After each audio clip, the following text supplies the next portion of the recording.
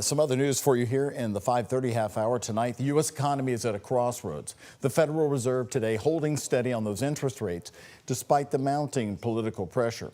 But they indicated that there would be 2 rate cuts later this year. All this comes as President Donald Trump unleashes a round of attacks against the Fed Chair Jerome Powell. We have more from ABC's Zoreen Shaw.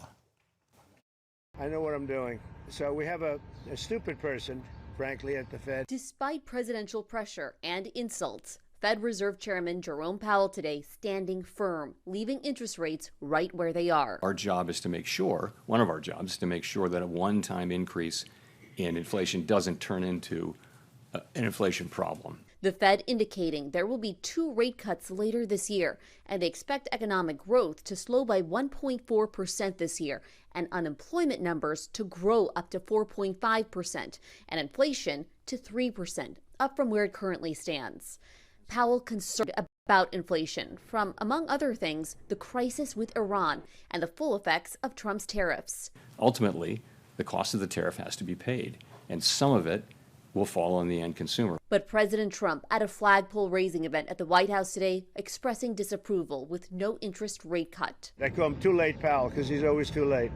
I mean, if you look at him, every time I did this, I was right 100%. He was wrong. And Americans feeling pressure at the pump. Gas prices already climbing in 49 states this week, according to Gas Buddy.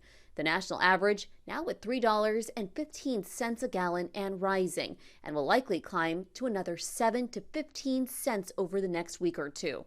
President Trump looking down the road to the end of Powell's term next May. Maybe I should go to the Fed. Am I allowed to appoint myself, Doug? I don't know. Am I allowed to appoint myself at the Fed? I'd do a much better job. The Fed is expected to hold rates steady, but Powell making it clear they're watching the numbers, not the noise. Zoreen Shaw, ABC News, Los Angeles.